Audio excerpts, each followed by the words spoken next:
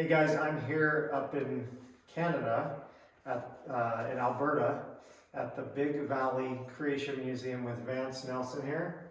And Vance is one of my heroes, and really I've loved his book, and I never actually believed I would meet him. But today I was honored to meet him.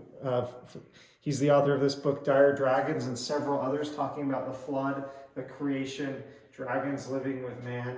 And we're here at this museum. Vance, tell me about your involvement in this museum and the book. Sure. Just a quick...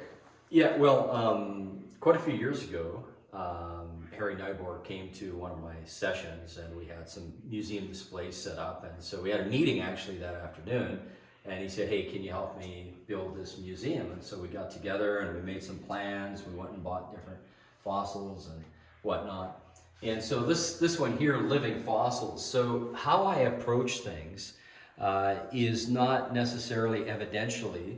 In other words, I don't start with the evidence and then work from there. I start with the Bible. What does the Bible say? And then we move from there. So for example, 10 times in Genesis chapter 1, it says that God created creatures to reproduce after their own kind. If that's true, when we go dig fossils and compare them to the creatures of the world today, what do we expect to find? Well, here we have a fossil horseshoe crab from the Solnhofen Formation, and it's claimed to be 150 plus million years old. And its name is Mesolimulus walchi. And here we have the living version, which is basically found in places like Florida, and it's called Limulus polyphemus. And so what you find is that evolution doesn't occur in the actual fossil compared to living. It occurs in the names given to these creatures by the evolutionists. In other words, if you take a look at the name, not only are these different species, but they're different genera, higher level of change. But the reality is that horseshoe crabs have turned into horseshoe crabs. And most people walk up to this display here, and even without reading the sign, they're like, oh, hey, look at the fossil dragonfly. Well, how do you know it's a dragonfly? Well, because it looks like a dragonfly. That seems pretty simple, but the reality is that dragonflies have reproduced dragonflies.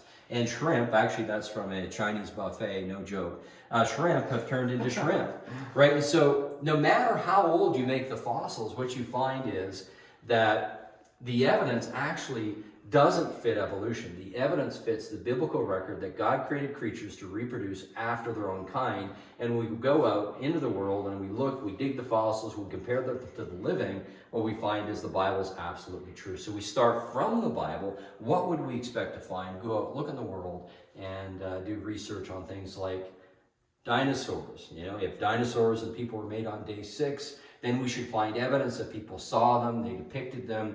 And I've looked at probably 1 million pieces of artwork. Only a tidbit is found in this book here, Dire Dragons.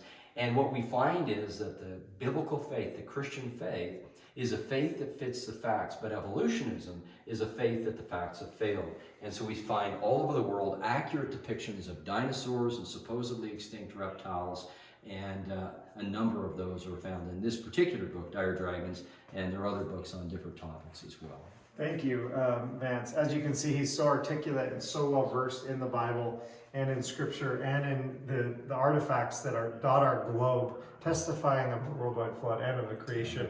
And it really clearly shows in his book as he compares dragon legends, dragon carvings, dragon artifacts to real dinosaurs that lived on this earth. Yeah, what most people don't realize because they don't read the footnotes is that the artists that reconstructed the dinosaurs that we're comparing the old artwork to, the artists didn't see the old artwork. They're just reconstructing the dinosaurs from bones with 3D graphics, and then you can put them in any pose you want.